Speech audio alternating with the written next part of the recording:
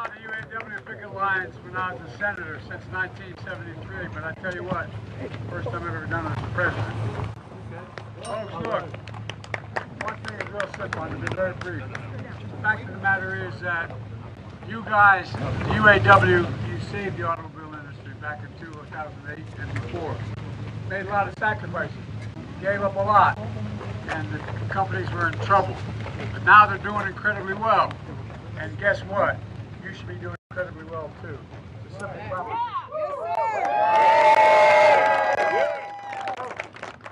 Stick with it, because you deserve the significant raise you need and other benefits. Let's get it! Let's get back what we lost, okay? Yeah. We say them, it's about time for them to step up for us. Thank you.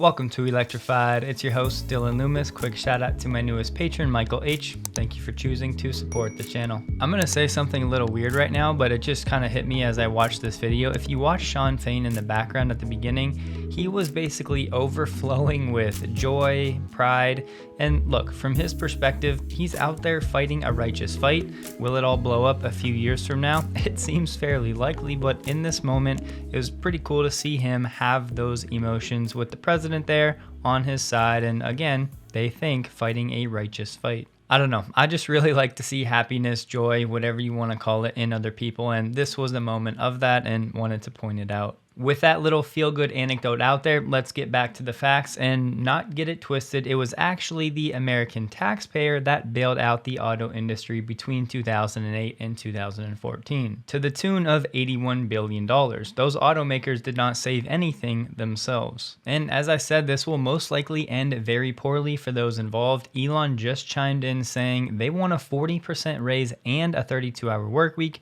Sure way to drive GM, Ford, and Chrysler bankrupt in the fast lane. During the EU's evidence gathering phase of this anti-subsidy probe for Chinese EVs, Tesla is now among the companies found to have likely benefited.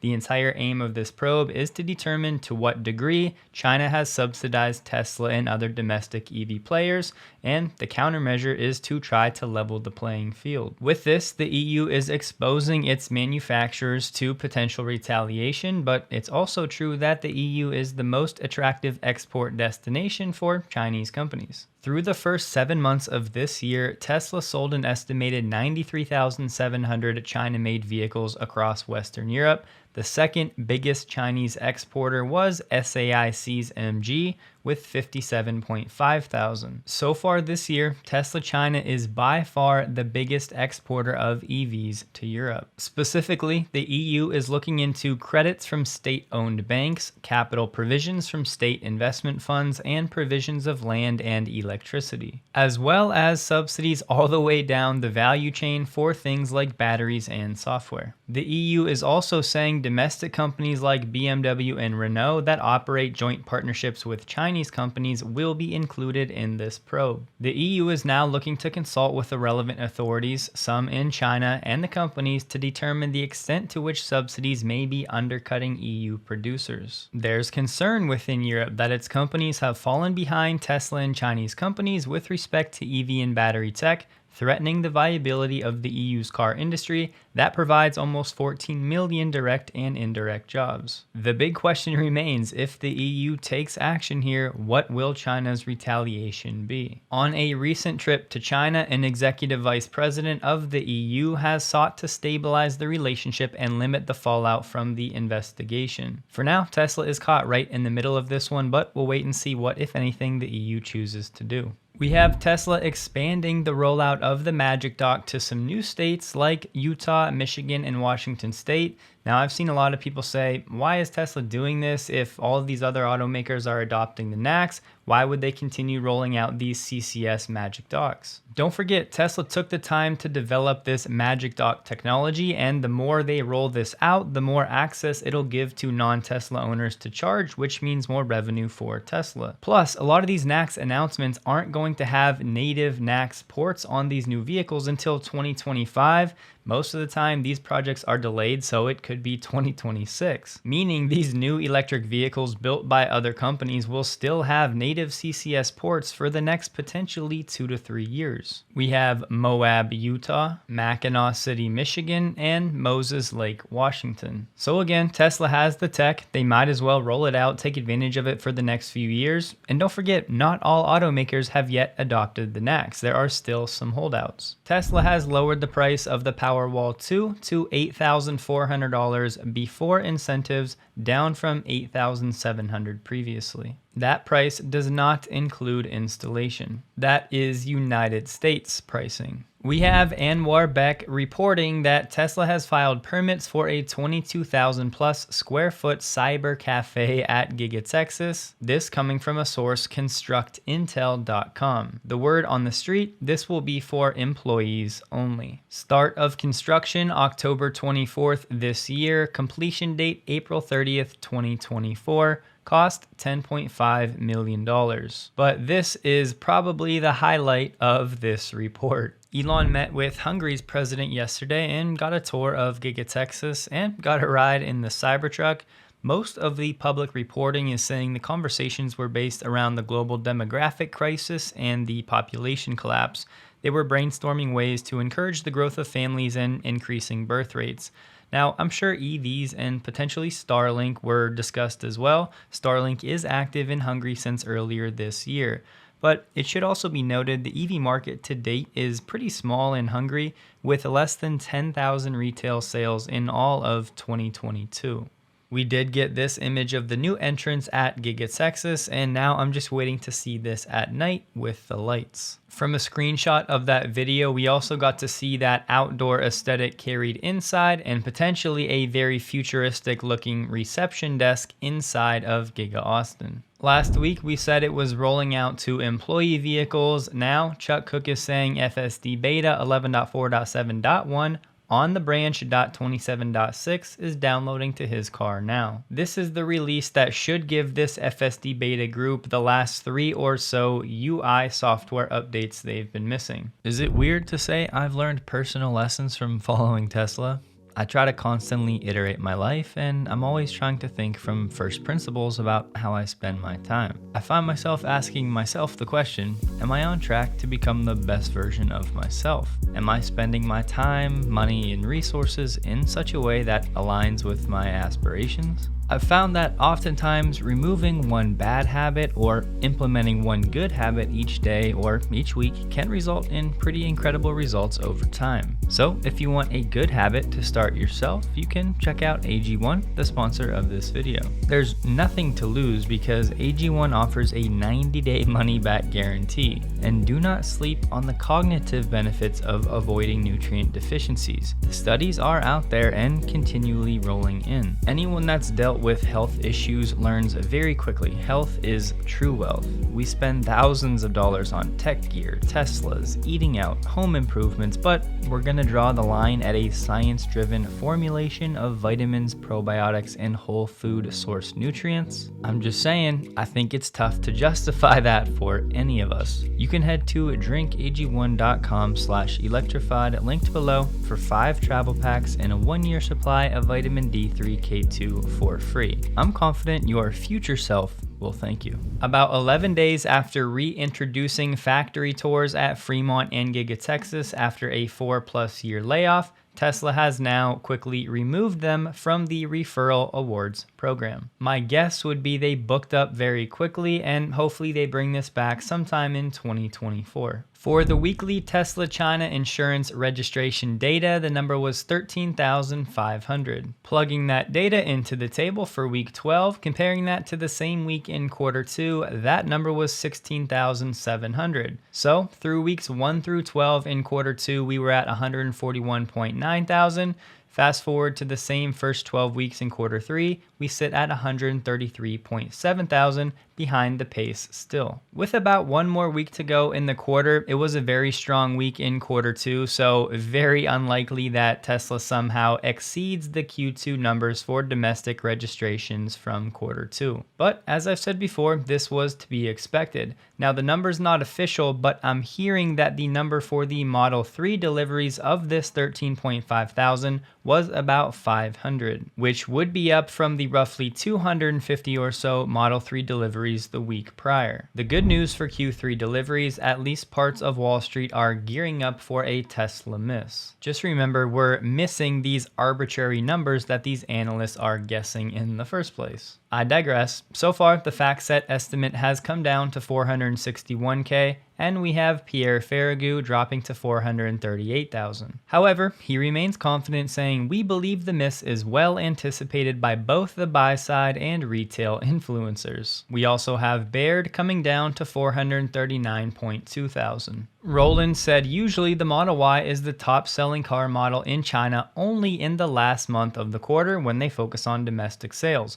But this quarter it did so in August, the second month of the quarter. Even then, it wasn't even close. The Model Y hit 50.9 thousand sales, and the second place model, the BYD Chin Plus, came in with 36.7 thousand. So if the Model Y is the best selling car in China for September, which it has a good chance to do, that would be the first time it does that feat for 2 consecutive months. Two factors at play here. One, Tesla unwinding the delivery wave, so that means more Model Y deliveries in China in the second month rather than more in month 3. And with the Model 3 upgrades, more capacity being allocated to the Model Y as of late. Zooming out year to date, January through August, the Model Y is China's best selling car so far this year. The Model 3 is in 22nd. And these yellow bars for 2022, it's not all of 2022, it's the same time frame, so also January to August, making these comparisons apples to apples. This one's from Drive Tesla Canada. It was May 8th of this year when Tesla launched in Turkey. So far, they're only selling the Model Y in that region. If Tesla can deliver more than 10,000 vehicles between that launch date and October, it'll set a new record for delivering the most vehicles in 5 months in the country. As of the end of August, about 5,000 Model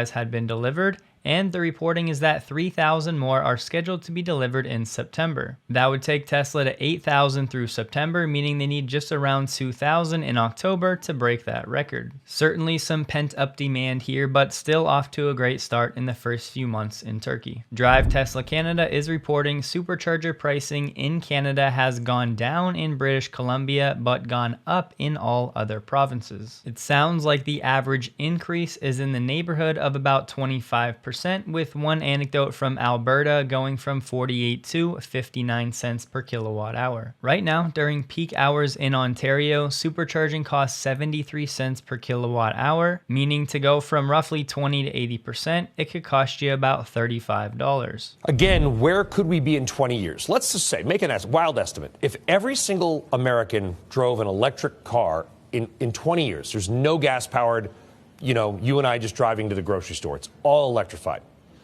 How much, roughly, would the demand for oil in America fall? 100%?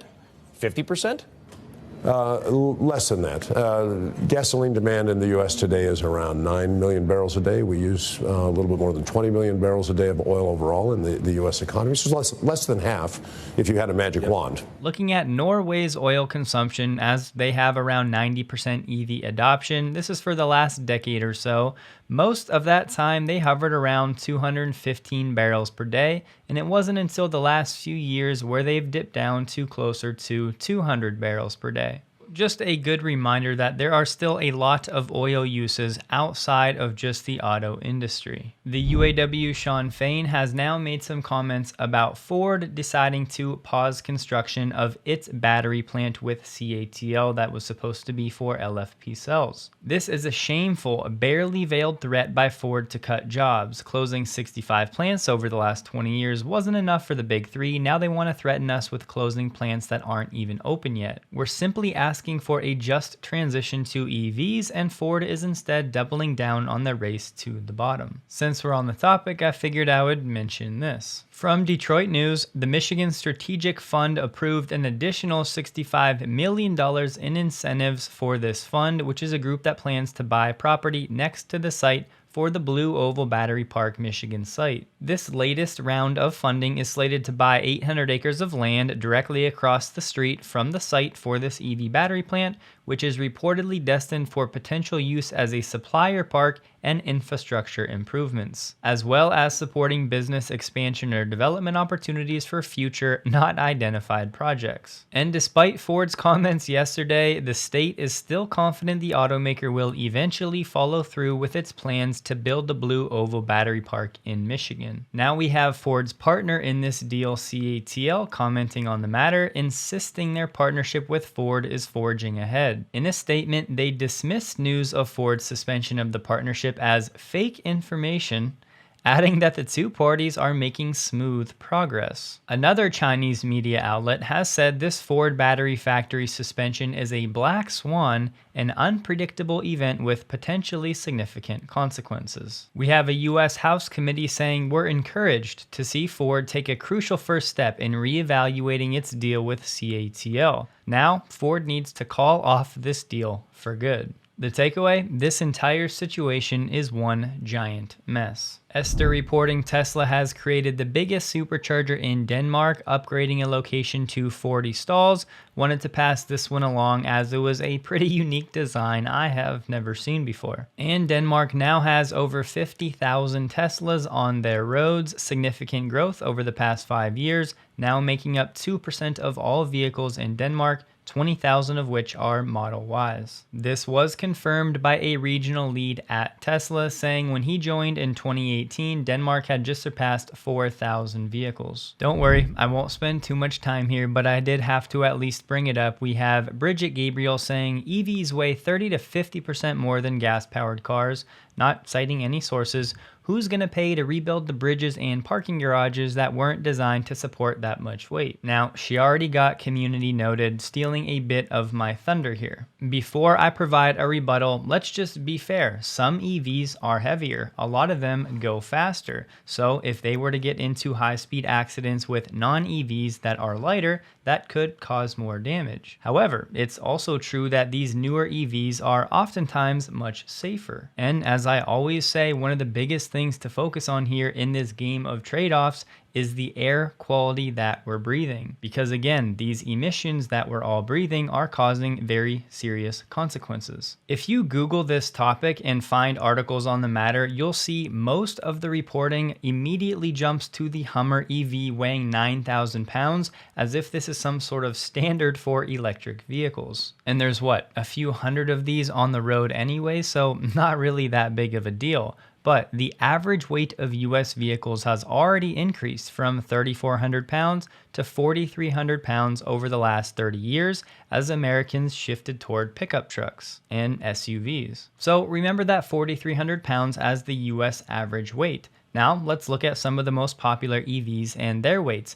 As you can see, all of these so far are averaging right around that US average. From JD Power, the heaviest Tesla in existence, the Model X Plaid, comes in around 5,300 pounds. Earlier this year, you may have seen that parking garage in New York that did actually collapse. Now, it wasn't because of electric vehicles. As far as I know, they were still trying to figure out the cause. But at the end of the day, the point really remains to take all of the benefits of electric vehicles and then to try to argue that because some of these newer EVs may weigh a little bit more, that is somehow a reason to stop the EV transition. It's just totally disingenuous. So it's worth having some counterpoints here because unfortunately this post by this woman got 10.3 thousand likes. Plenty of work to do. Now what I'm being told is this is one of the master candidates. It's also called a Series 8 vehicle. If you remember, the release candidates were Series 6. They would have number 6 with a couple other digits. We saw a lot of those all over the country,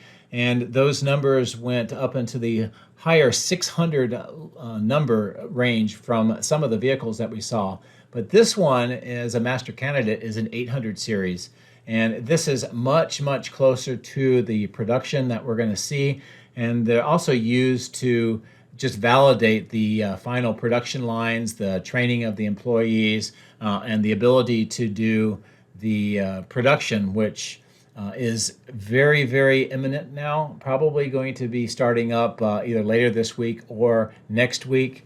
From what I'm understanding is Tesla leadership is doing the final evaluation of the Cybertrucks today, later today, from when I took the video.